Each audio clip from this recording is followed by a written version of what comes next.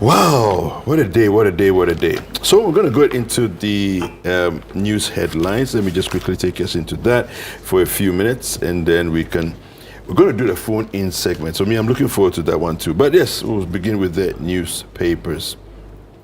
All right, so Ghanaian Times. We'll start with the Ghanaian Times, and on the front page of the Ghanaian Times, we have help purge judiciary of perceived corruption.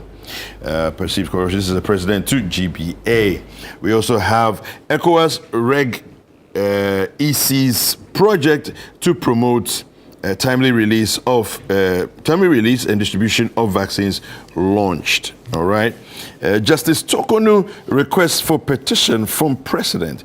This is regarding the petition to remove the CJ. She's requested to see those petitions. MP goes to Supreme Court, challenges action to remove CJ. Columbia Varsity Dawn Lord's Margins Group for digitization in Ghana and Africa.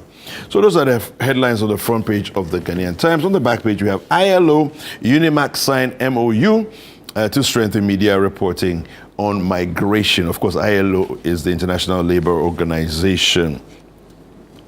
Petition to remove CJ, Justice Tokonu requests for petition from the president to prepare for trial.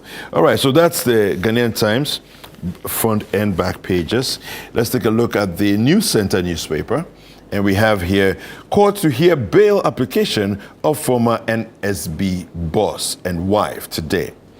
We have Margins ID Group showcases smart card innovation to Columbia University MBA students.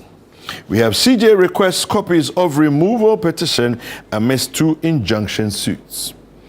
VRA's engineer Sophia Abuna Tijani elected president of Ghana Institution of Engineering.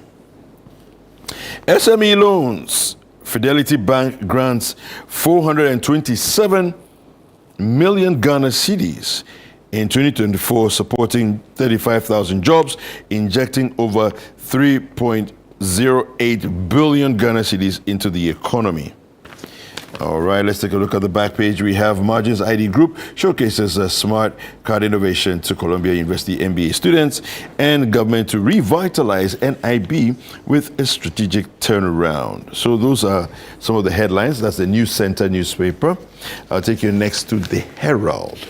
And on the front page of the Herald, we have a Greek ministry, Cocoa Board, documents reveal 50 million US dollars and 44 million Ghana cedi deals linked to busted Signal Bureau boss. Asase Radio's image washing turns false. Wow. Okay. Nitiwul denies leaving Ghanaian soldiers hungry as he replies on Mane Buama. We have Chief Justice draws sword on Mahama, demands 3 petitions seeking her removal. 12 Chinese, Indians, Ghanaians arrested over missing ECG containers. That story is very troubling, how people can get away with what it is that it's been alleged that they've done. But I hope the law really does catch up with all of them. Controller and Accountant General freezes GBC boss's salary over unclear reappointment. All right, and that's what the Herald has for us. I'll take you to the Chronicle next. And on the front page of the Chronicle, we have RTIC demands answers from FIC over withheld tax information. The missing ECG cargo. As you remember, a few days ago, the news initially broke out. There was a number of containers, thousands of them missing from the port. And this is a further expose on that story. 8 Chinese Indians arrested, 40 out of 1,350 containers retrieved. 40, only 40 have so far been retrieved. Well, let's hope that we get to find out where the rest are. MP and Osei sue AG over attempt to remove CJ from office. And the scripture for today on the front page of the Chronicle is in Job chapter 5, verse 12. He aborts the schemes of conniving crooks so that none of their plots come to term. And that's what we have for the front page. On the back page, we have some EPL news and some La Liga news. So there's Brighton Nottingham Forest collide in fascinating showdown. We have a tough quarterfinal awaits Man City against Bournemouth. Juventus start post-mortar era as they welcome Genoa. And Real Madrid resume La Liga campaign against struggling Leganes. All right, let's go to the Ghanaian Publisher. And on the front page, we have 2 injunctions filed against CJ's removal. Fidelity granted 427 million Ghana cedis to SMEs in 2024. MPA calls on security agencies to support fuel station to operate 24 hours. So those are Ghanaian Publishers headlines. The Custodian begins with CJ asks Mahama for petition seeking her dismissal. Asafo Oseiwusu file injunctions against CJ's removal. And Fidelity Bank promoted SMEs growth in 2024 with 427 million Ghana cedis. And that's what the Custodian chooses to give us. And let me finally go to the Catholic Standard. Global Catholic population grows to 1.4 billion. Provide exceptional health care to your communities. KSJI calls for stronger church and government collaboration in education. We also have here protecting minors in the church involves more than protocols. This is coming from the Pope, and there's an editorial, time for concrete, overdue agricultural productivity. And that story is there on the front headline on the front page, and we have on the back page, Parliament repeals some taxes. And of course, we know that the e-levy has the bill has been passed. It's waiting for presidential assent. Let's go to some online stories, and I'll take you. We have both citynewsroom.com as well as ChannelOneNews.com, and then we also have our creative arts and entertainment platform. All the gists of whatever is happening in town, and that's GhanaWeekend.com as well. So we'll start with ChannelOneNews.com. And COPEC urges government to diversify revenue sources beyond petroleum. We also have EPA warns against wetland encroachment as heavy rains loom. OSP failing on corruption fight, redirect funds to Attorney General. There's an MP suggesting that. CJ's request could render Asafua's lawsuit moot. And this is coming from a law professor.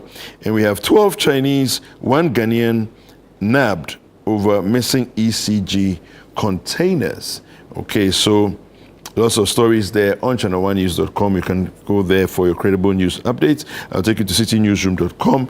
And there's a very, very, very troubling one here. NIB, that's the National Investigations Bureau, intercepts $350 million worth of cocaine in Cape Coast. All right, I'll bring you details of that. Ahmed Ibrahim proposes new levy to fund waste management. GES reschedules reopening date for single-track senior high schools. Sam George not being truthful about NITA's finances, and that's the Imprieso MP there being quoted. I'll give you one story in detail, and that's the cocaine bust. Let's quickly get into that. The National Intelligence Bureau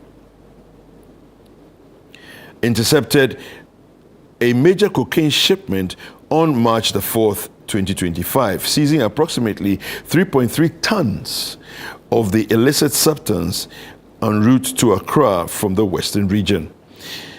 Acting on intelligence, NIB officers stopped a tipper truck at Pedu Junction in Cape Coast and discovered 143 sacks of cocaine hidden beneath sand. Wow. The truck traveling from Takoradi to Wager was occupied by 2 suspects who were immediately apprehended.